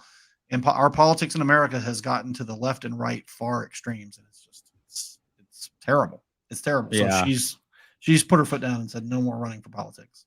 So what can we expect before I let you go? 5 years from now, where's Brent Hatley and his lovely wife? I will tell you this. So her OnlyFans it's CaitlinHatley.com. I was gonna KATELYN HATLEY.com, CaitlinHatley.com, and you can get to her OnlyFans from there. So it's fantastic. Her OnlyFans is fantastic. Right now, I'm working on 2 projects that are film and TV projects, because where the world is going is to these services: Hulu, Netflix, HBO Max, Showtime. All these services, they need content. So I've got 2 different projects I'm working on right now for those types of things that are kind of series that works on those things. So hopefully 5 years from now, you'll have 2 or 3 of those that I'm writing and producing, and one of them I'm actually in. So it's cool. Hopefully you'll have 2 or 3 of those in 5 years from now, and kind of that's where the world's going. So that's what I'm going to do. Will the NFL come back? That kind of opportunity, or no? Oh no, I've just decided I just want to watch it. I don't want to work in college football or pro football. I just want to watch and be a fan. I don't want to know how the sausage is made, because once I know how the sausage, it ruined it for the NBA for me. I interviewed the NBA ref Tim Donaghy that got caught, point shaving and fixing games. And once we interviewed him and I talked to him off the air, I couldn't watch the NBA. I've tried. I cannot watch the NBA anymore. It ruined it for me. So I don't want to do the same thing with football. I got you. Listen, dude, it's been a real pleasure to interview you. Thank you. Anytime, man. Anytime. 25 years. I feel like I know you. We look the goddamn same. Yeah. I just tweeted you and said, hey, man, would you come on the show? And you got a blue check mark. You're a bit of a big deal, sir. And you fucking 2 minutes later, you're like, yeah, I'd love to come on your show. And here you are. Hey, I'll come back whenever. Just let me know. I would love to have you back on. Brent, it's been a real pleasure. Fuck the haters out there. We don't give them the time of day. And listen, stay salty. If you don't have haters, you really didn't make it. You know what I mean? That's like Cat Williams said, guys. If you got 20 haters, you need 40 by Friday. Hell yeah, dude. I love you. It's been a pleasure. I wish you nothing but success, and I would love to have you back on the show. And I can't wait to come to Florida and maybe swing around a little bit. Yeah, do a show live from Secrets. You're a single guy, so you'll have fun. Thank you so much. Yeah. Love it, man. Peace and love. Right. I wish you the best. Thanks, Bondzee. I'll see you. You bet. Wow, that was a little different, eh? Had some haters out there tonight, had some comments, but I asked them all the questions they all wanted to know. And the best part was, motherfucker answered them in 2 seconds. Not a big deal. He's like, yeah, I'll tell you the truth. I asked him today. I said, is there anything I can't touch base on? And he said, yep, my ex-wife. That's it. And that actually wasn't even on my radar. I didn't even know. I do know he had an ex-wife, but didn't know anything about her. Didn't care about that. I wanted to ask the stern questions, the Bubba questions, the sex questions, and we did. And I thought it was a great interview. The guy's awesome. Pure class. Speaking of pure class and awesomeness, I'd like to welcome my next guest. We're gonna roll right into this, folks. We're keeping going here. Are you ready? Are you ready? Are you ready? I am. I'm scared. I'm a little scared. Radio.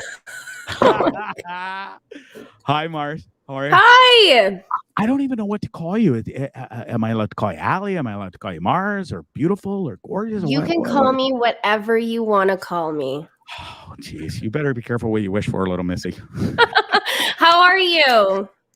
I'm wonderful. And it's funny because we've been kind of speaking on. So for everybody that doesn't know, this is Aly Mars. She's got a wonderful podcast on the Dean Blundell Network called Welcome to Mars.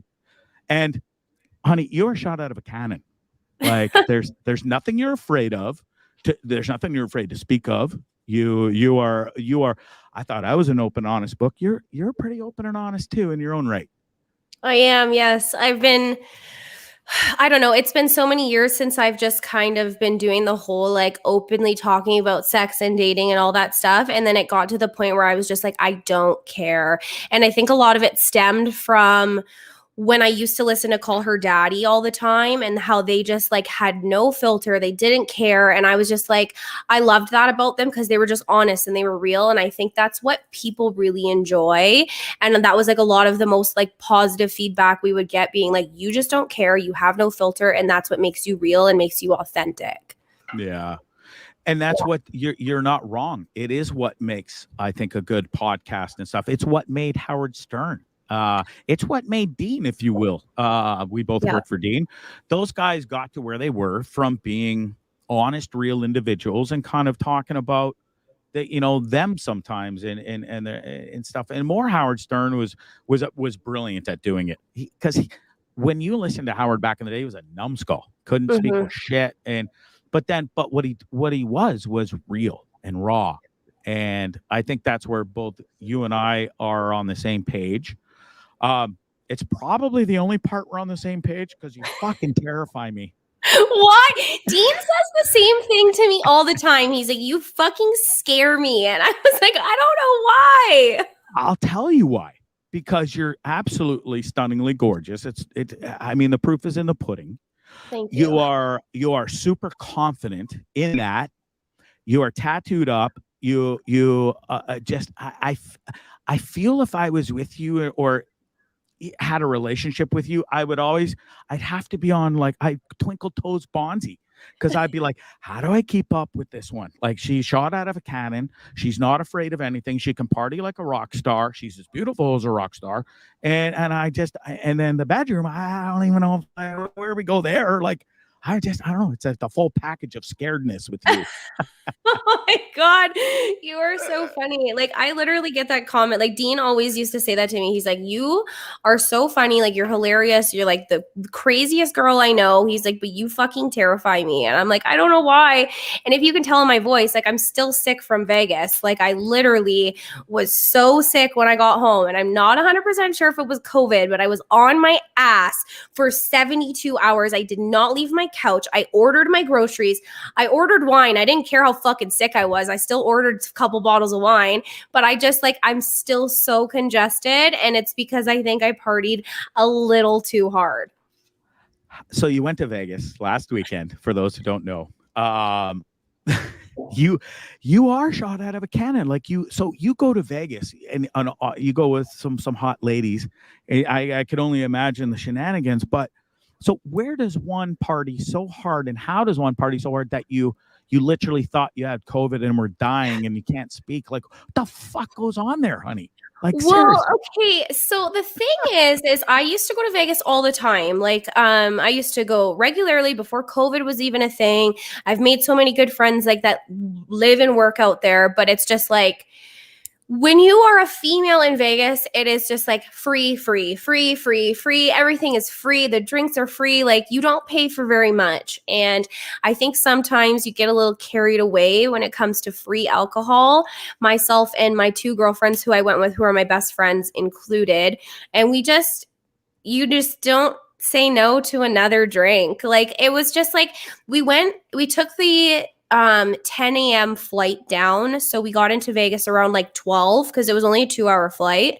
And by the time we got there, like, we got off the plane, got a drink. We were drinking on the plane, like, got an airport beverage, got to the hotel room, kept drinking, went to the pool, didn't stop drinking, had an hour nap, went to the club, and like, you do it all over again, like, constantly. So it's just like, it's a lot. And so it's just like, you only get, I think maybe in the 3 nights that I was there, maybe a total of like 6 hours of sleep because it's just napping. Like you don't have real time to have a real sleep. And when you're hungover and drunk, that's not really a sleep either. So it was a lot. And I think it caught up to me and I had a huge anxiety attack at the airport on Monday. I was like, get me the fuck out of this city now.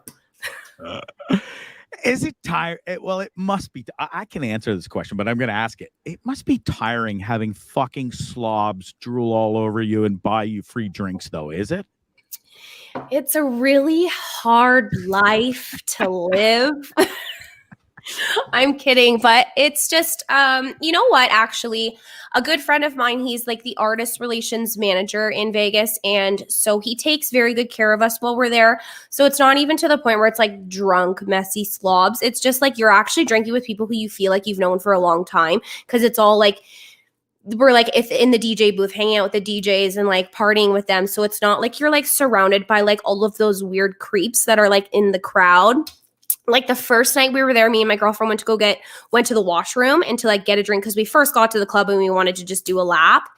And these guys are just pulling us like to the bar. And like the one guy was like grinding on my girlfriend and she's like, don't fucking touch me. Like if I want to dance with you, I'll dance with you. But it was just, that's the shit that we can't stand. So it's just like, I don't know why guys do that because it's not, girls don't like it. So if you're listening and you do that, I would suggest stop doing that. Perfect advice. It wouldn't be a problem that I have because I used to have game, okay? But I got married at 23. So 23 and younger, I had some serious game with the ladies. I'd go to the clubs. I would go up to the hottest girl. I didn't have a problem. Now, if I saw you in a club, I would fucking run the other way. Even if we made eye contact because I'm like, oh shit, she caught me staring at her. Fuck, she probably thinks I'm a super creep now. And I wouldn't talk to you the rest of the night and I would run and hide. So you know what? Like it's okay. There's a difference between being the creepy guy at the bar that like can't take the hint that like the girl's not interested. And there's a difference between being the confident guy at the bar who's like, you know what, I'm going to just shoot my shot. And some girl, like we respect that. Like if you're going to come up to me and be polite about like wanting to buy me a drink or something, by all means, I'm not going to be a bitch. That's, you know what, I appreciate you trying, but it's the ones that just like keep going. You know what I mean? Like when you're clearly like, no, thank you. Like I'm good. And they just like linger. That's when a girl's just like, what are you like? No. So like, does a guy who looks like Poindexter have a shot with you whatsoever? Or are we more after the confident Brad Pitt type of fellas? Well, the thing with me is I'm a very friendly person no matter what. Like I have a really hard time being mean to someone. Like girls, there's a difference with me being mean to a girl, but like with guys, like I just like I'm so friendly. And like if you're going to be nice to me, like I'll chat you up, like whatever. I'll tell you like politely that I'm not interested, but there's certain points where and there's certain guys that you can meet that you're just like please leave now. So I don't know. It's just, I'm very friendly, as you can clearly see. Like I'm just super bubbly 24/7. When you listen to my podcast, you could probably tell I have a hard time being a mean person. Yeah. But it still doesn't help the fact that you're smoking hot. You got these tattoos. You've got this look. The only way we would ever date or stand a chance of dating is if you like picked up the phone or saw me at a bar and were like, Hi, bald-headed fella. You look kind of cute. You want to drink? You know, otherwise I'd be like, I'd just be staring at you awkwardly. See, and look going, how cute that is. Yeah, that's cute. But the problem with that photo is everybody fucking loves the dog and pets him and doesn't even give me enough. The only time they speak to me, Aly, is to go, oh, what's your dog's name? Tucker. Oh, well, and that's it. Then they don't even speak to me again. Like, I don't know. I'm not some pets as well. This motherfucker steals my thunder constantly. Oh, he's so cute. What's his name? Tucker. Oh, yeah, I'm talking about. He's like looking right at me. He's like, you talking about me? I'm like, yep. He's adorable. Mine are like sleeping on the couch right now. My Pomeranian's like on the top of my couch right now, and he's like laying on top of my heating pack. So I turned it on. Yeah, there they are. Oh, look at them. They're handsome. They're a Pomeranians. Are they handful. brother, sister? Are they related? No, they're not related. The black one there, Rocky, he's a Australian Shepherd Pomeranian, and the other Okay. one's a full Pomeranian. But the blonde one is named Harvey, and he has like a lot of separation anxiety. So he's staring at me right now because I keep saying his name. But the other one is Wild. Like he is just like the Australian Shepherd really shows. That's awesome. Yeah, it does. You can see it in the colors. I love animals and stuff. So it's funny because, we've been talking about like I am scared of you, and I think you're so hot I would not be able to approach you. But one day I'm on the Dean Blundell show, and we'd already been talking, and I'd asked you I said we come on the show or we'll collaborate and doing something, and you're like, yeah, for sure, but I'm going to Vegas, and you were all like, Vegas, tunnel vision, Vegas, and we talked and we said, oh, okay, we'll work some out when we get back. So, but before that, I'm on the Dean Blundell show one day, and they're pumping my tires. Dean's like, Bondzee, you look so nice. I didn't have any more double chins, and I've been working out and running, and they were like, because a few months ago, I guess they said I looked like death, and they thought I was probably going to die on this road trip. And it's no secret, I'm really like the alcohol, trying to quit. I've been doing really awesome. But we're doing the show, and they're pumping my tires, and all of a sudden this comment pops up, and it says, is he single? and I didn't recognize the name at first because it was different from, it didn't say Aly Mars or whatever. And it was you were watching on Facebook, I think, and it was different. Yeah. I was on my personal. Yeah. Yeah. And so I saw the comment because I'm like, oh, a girl likes me, I think. Asked if I was single. So I was like, I creeped you afterwards, as you know, because I told you that. And I was like, I had to find out who thinks asked if I was single. Yeah, there's creepy Bondzee while I was looking.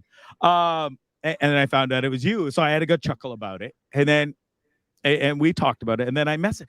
Worst thing I could ever do, and I don't know why I do this. I set myself up for my own punishment with that fucker. But I messaged Dean and I said, dude, and it was just a guy conversation, like if you were golfing or bowling or something or shooting darts, you'd be like, dude, how hot is that? And all I said was this: how hot is Aly Mars? And how awesome is she? And he's like, dude, right? And then, we just kind of, and we both said the same thing. Scared as fuck of her. I don't know if I could ever date her or be with her or anything because she scares me. And then the motherfucker goes on Twitter and says, Aly Mars, guess who thinks or said you're hot. And he totally twisted the whole thing around because that's what Dean does. Made me look like an asshole. But in his own brain, he texted me and said, hi, Bondzee, you're welcome for the assist today with Aly Mars. As he said on Twitter, I totally scored for you, bud. I'm like, scored? You fucking sailed me down the river. And then he wanted to post the whole conversation, and you, who doesn't love, miss a beat or like, yeah, post it. And I was like, I had to send him a private message, said, and there was nothing. The only thing I said, and at the time I was worried that you would see, was like, I did say, I was scared of you. I said, you probably fucking beat the shit out of me in a sexual relationship or something. I was like, motherfucker, don't show that conversation. That's between you and me. Anyways. I love a good Twitter like conflict. Like I was really like when I had my previous podcast with my old co-host, I used to like literally be like, I just got into a fight on Twitter, and she's like, why do you care? I'm like, I don't. That's the thing. I think it's fucking hilarious when I like respond to people that like chirp me. And I know you were just talking about haters. And like, that's one thing that over the course of the last year, I have really had to really adjust to, because being in the limelight or the spotlight or having a podcast or like being so into social media like I am, I have learned over the last year how many people like really are just ruthless. And like I used to always respond on Twitter and stuff like that because I was just like, you know what, fuck you. Like, but now I finally am like, hey, well, why am I caring, or why am I even like responding to these people? But I used to love it. And like when I saw that whole thread with Dean, I was dying. I was like, let me see it, let me see it, let me see it. Yeah. And it really was nothing. It was Dean being Dean. And I told you exactly what was in there. And it's funny, haters will hate. We got some other clown. We're not going to put up his comment, but he's like, "Oh, did I miss the cuckold guy or stuff?" Yeah, and Brent is so successful, and he has such an amazing life and career compared to these losers that just sit back and want to make fun and shoot up pop shots. And I know you get it, and I've gotten it, and I had a problem with it first. And you know who helped me the most with it? Funny enough, is my 19-year-old son. Really? And because he was famous, might not be the right word, but at a young age of 12 years old, he had his own magic TV show. And, at that kind of age, and kids would make fun of him at school because he was famous.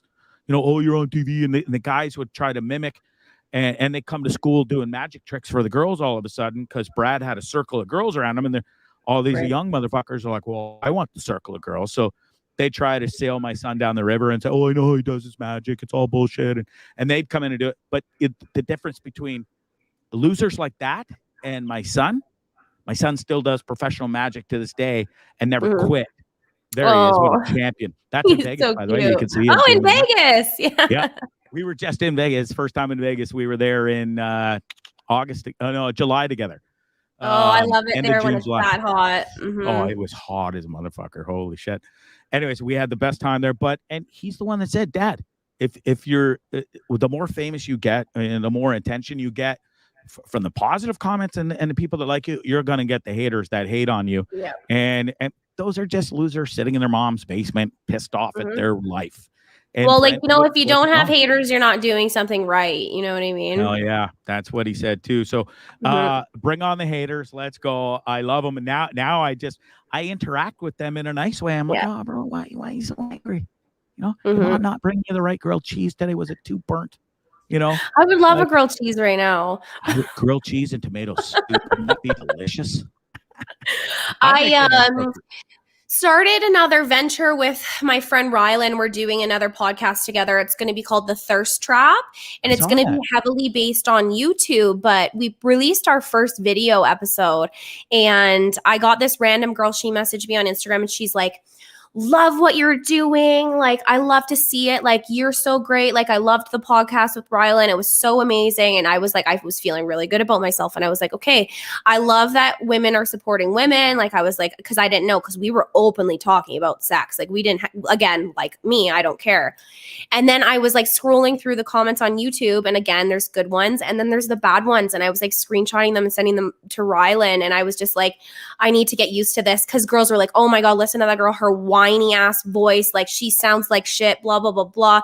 You can tell she wants you, and I'm just like, this is how my voice is naturally. Like, I cannot change my voice. Like, so I was like texting him, and I was like, this is something I really need to get used to. He's like, Aly, they're just jealous. Like, you need to just chill. And I'm like, I know, but still. It is hard. And there are days that some people's comments bother me because I do get negative comments on my YouTube videos and on my Facebook and even Messenger. They get hold of you in all the different ways, and Twitter, and they're like, hey, fucking loser, blah. And it's like, it's water off a duck's back almost now. But I have a heart. I'm human, and I do wear my heart on your sleeve, and I can tell you do too. Yeah, absolutely. So, I even had like this one time, like a few months ago, like I got this random DM on Instagram from a fake account, and she was just like, hey, did my boyfriend added you on OnlyFans in December? And I was like, bitch, that was like a year ago. I was like, she's like, can you please go back and look and see if you had a message on December 13th? And I was like, do you know how long it would take for me to go back into my messages from almost a year ago? I was like, sorry, I'm not going to do that. And she's like, oh, I can tell you're not a nice person. And I was like, no, it's not about me being a nice person. I just like, get a new boyfriend if this is an issue. Like, so yeah, boyfriends, walk me through this. You haven't had the best of luck lately, have you? I don't have luck ever. Like, and I think it's because, like you and Dean say, I must terrify men. I just don't know what the fuck is wrong with me. I have so much love to give. I'm sure you do. But I think, and follow me here, and don't hate on me, but I think you're choosing the wrong dudes. You're well, that is a fact. Yes. And I'm not no psychiatrist or anything, but the pretty awesome hot girls like you like the bad boy who treats them like shit. You don't like the bald-headed clown funny guy. Sure you do for a hot minute. Oh, it's cute. I fucking hear I'm cute one more time, I'll fucking lose it. How about, that guy's super hot and I want my pussy and his penis and my pussy. That's what I want to hear. Kind of deal. But I think women like you attract the wrong men, and then you're ultimately miserable when you should be looking for fine fellas like me. Now, I'm not saying you look for me, but you should look for this type of fella. And I think you would be way happier. It's true. And I actually was having this conversation with my girlfriend today. She was like, I said, how was the date with that guy? She was seeing this guy and she went on a couple dates with him. And I was like, how are things going? And she's like, terrible. And she told me how shitty her last date was. And she's like, am I ever going to be happy? And I was like, I would love to know if I'm ever going to be happy. So why do we keep doing this to ourselves? She's like, we just keep choosing the wrong men. And I was like, I have a fucking sex and dating podcast where I'm giving advice to these girls about what to do. And I can't take my own fucking advice. And I don't know what it is. And I haven't had a boyfriend in a while. And my last boyfriend was crazy. And I know he's probably going to come back and tell me I was crazy. But I don't know. I think it is. I just choose the wrong ones because they are sweet to you for the first couple of weeks. And then they turn out and they ghost you, or they don't talk to you, or they don't want a relationship. So it's just, but that's all. The problem is dating in this generation is also really hard because all of my friends are single too, because and it's not just guys that ghost, girls do it too. I think that nobody can commit right now, and I don't know what it is, and I don't know why no one wants to commit anymore, but everyone just wants their cake and they want to eat it too. And I think it has a lot to do with dating apps and the easily accessible people that are out there. And I think that it's just even my mom says this to me. She's like, why can't you find a nice boy? And I'm like, I don't know, Mom. Because I'm not looking for a nice boy. I'm looking for a badass dude. And those motherfuckers are the ones that always bail. And, the users and abusers, if you will. And listen, you're not the only one, Aly, who plays it. And guys do it too, though. We don't look for that take girl that girl to home to mom sort of. We're looking for a badass too. Yeah. But and it's the same game each way. Ultimately, those girls disappear or just ghost, like you say. Yep. So do you ever see yourself flipping teams? If the guy doesn't work out? It's an ongoing joke with my friends. We're always one more failed relationship, we're switching teams. But I personally would never. I love men, and I just would never. And I think mine personally, the other problem with me is I'm so heavily infatuated with Megan Fox and Machine Gun Kelly that I'm just out here looking for my own MGK. So I'm looking for a tall, blonde, tatted up, rocker punk loser. But all right. Well, there goes my fucking chance. Because I'm the opposite of all those you said. You really got to do that right now, dude. I ought to kill you. He's fired. Putting up my worst picture ever. I'm trying to pick the fucking girl up, and you're putting up Skullet Bondzee. Right. That's cute. No, yeah, cute my ass. Okay, so it's no secret you love to party. You've tried to kick alcohol too, and jokes aside, we both struggle with it. Where are we at with that? Do we want to get back on the sober train after Vegas and everything, or are we just fuck it, we'll just roll with it and see what happens? Well, I was really proud of myself for going those 21 days because you said, I work 12-hour days. I don't like to talk about my full-time job often because I like to keep that part of my life private, but I work 12-hour days, and I would find myself coming home from work and I'd have a glass of wine, I don't care what time it is. I would have a glass of wine to wind down. I would have a drink. It was every day I was having a drink. I wasn't getting wasted every day, but it was just the fact that I was still having one every single day. And I think I just I remember one weekend we went out and just I woke up, I couldn't really remember anything. And I was I need to take some time off. So I did. And I was really, really proud of myself for taking 3 weeks off drinking. And I felt good. And I've been hitting the gym so hard lately. Like, I was never so obsessed with the gym as I am lately. And I'm just more like, I would love to take some time off. And I think I'm going to try and do it again in November, only because Halloween is my favorite day of the year. And I have mine too. No I have joke. a party. I love Halloween. Yeah. And I have a party every single year, whether it's at my place or my friend will throw it. But I'm like, I'll decorate. Like, I go to the nines. Last year I was Lydia from Beetlejuice, and I'll spend tons of money. I love Halloween. Like, it's just like my day. Like, Good my house Lord. is decorated in skeletons. Like, my arm, even my sleeve has like, it's my favorite. I love it. Don't you have Edward Scissorhands tattooed on you? I do. I have Edward Scissorhands and Beetlejuice on my leg. Amazing.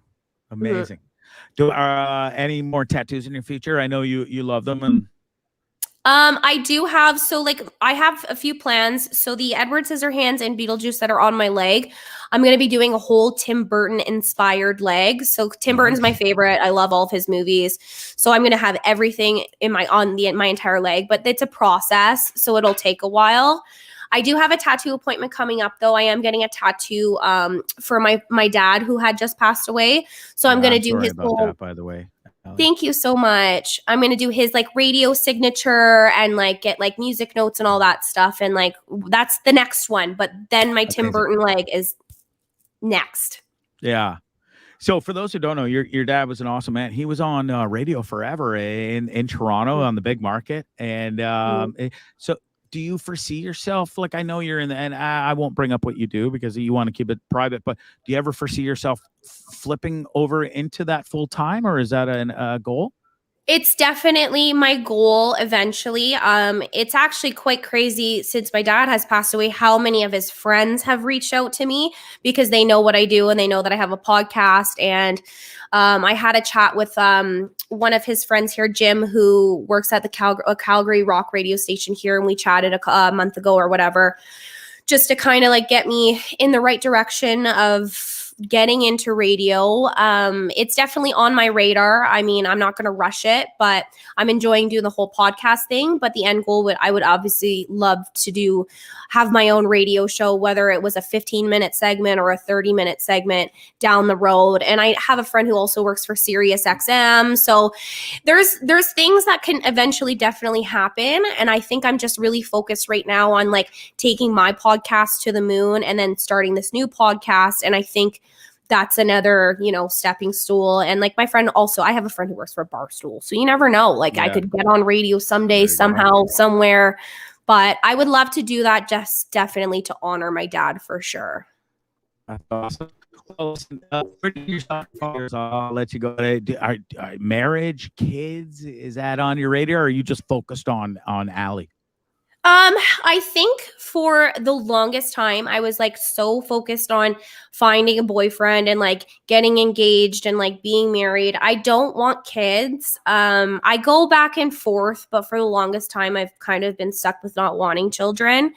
And I think right now I'm really busy just focusing on myself and like my own personal growth. And it's something I definitely consider, but like I'm never going to meet a man. So it's not like I'm ever going to fucking get married. So I don't know what the hell is going to happen with that. Well, if I'm ever in the Calgary region or in Alberta somewhere, I'll let you know. But listen, it'll be up to you to ask me out because I'm too scared. We will go out for drinks for sure. And we'll have some fucking laughs. Or I'll just come and meet you in San Diego if you ever make it there. Yeah, well, I gotta go there. I got an audition there coming up in a few days, actually. So, and I would love to go there because I was supposed to go last weekend, and then stuff happened, and I keep putting it off. But I'm definitely taking the bus to San Diego. It's coming up soon, and I'm excited for the audition down there as well. So we'll see what happens. People can find your podcast on the Deep Blundell Network. It's Welcome to Mars with you, Aly Mars. Yes. It is hilarious. You are funny. You're beautiful. You're full of laughs, and I think you bring something that people need. Just that positiveness and then the funniness and that cute little voice. I think every guy out there that I know is already going to sign up and going to watch after seeing this. So and my promo photos today of you. So listen, I wish you nothing but success. I hope we can do something down the road again, or have you back on and chat some more. And who knows, maybe Absolutely. we'll have a drink one day in Calgary or San Diego. We will for sure. And thank you so much for having me. This has been so much fun. We definitely will have to do this again. Awesome. Thanks so much, Aly. You're a blast. Take care. Bye. Bye. Oh, that was a little easier than I thought, I guess. I was nervous. I've never interviewed a hotter girl. She's fun, eh? That's Aly Mars. You can go check her out. Welcome to Mars. Her podcast. You can find it on the Dean Blundell Network, all the streaming services. Hey, fellas, she's not ugly, and she's got a cool voice, sexy voice. And I think you'll love her, just like I do. Not in that way, like creepy. Oh, Bondzee, can't tell you love her right away. I didn't mean it like that. I just meant like a lover, just fun. We're on the same network. That's how I love her. Okay, so just stop coming at me already. Gripes. Here come the compliments. I saw compliments, and unfortunately, it said complaints. The good news about the human resources at Dean Blundell Network, it's Dean Blundell. And he's just as scared and loves Aly just as much as I do. So I don't think that's going to go very far. So fuck it. Bring him on. Listen, I got to pee so goddamn bad is not even funny. I've been on this hour and 46 minutes. I think we're approaching the record of Bondzee Live on Tripping with Bondzee and the Dean Blundell Network. My teeth are floating. I got to go. Listen, I cannot thank enough my guests tonight. What a blast. Brent Hatley, formerly of the Howard Stern Show, the Bubba the Love Sponge Show. You can catch him on his own show. He's taking a break right now. He's out swinging with his hot wife and having fun, and getting strange puss and watching guys do strange things to his wife. It's not for everybody, but it's for him. Can't wait to go down there and see him and interview those kind of people. Can't thank Aly Mars enough. Welcome to Mars. Her podcast, go check it out on the Dean Blundell Network and Spotify, everywhere. She's all over the place, and she's gorgeous. You'll love her. She's fun times, and I can't thank them both enough for taking the time to come on Bondzee Live. That's all I was going to do. Real quick. Shakespeare's. Guys, it's the best steakhouse in the entire world. It's in Hamilton. If you're in the Hamilton region, go check them out. The shrimp cocktail. The Caesar salad is my personal favorite there. My mom loves the scallops. My dad's a surf and turf guy. There it is right there. Shakespeare's Fine Dining. Martin Short goes to eat there. Hamiltonian boy.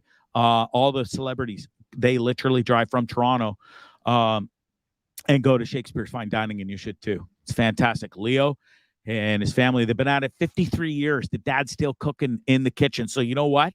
Your food's not going to be fucked up. The gut motherfucker knows what he's doing, okay? It's been at it like forever and ever. Since I was a little kid, he's been cooking steaks and lobsters and shrimps and all that stuff. The entire experience is amazing. Just ask Tara Graves. She's been. They're wonderful people. They'll take amazing care of you. It's Shakespeare's Fine Dining in Hamilton on Main Street. Go check it out. This was a blast. It's my biggest guest ever, and then followed up by the hottest guest ever. What a big night on Bondzee Live. So welcome to Mars with Aly. Brent Hatley. Go check him out when he's back on his Twitch show. And that's it. That's all. I literally am not even going to say bye to my glassy. I got to run. I'm going to pee my pants. You can go find me on @Bondzee Live on Twitter, Instagram, TikTok, and Facebook as well. Tripping with Bondzee is the YouTube channel. Go follow it. It's free.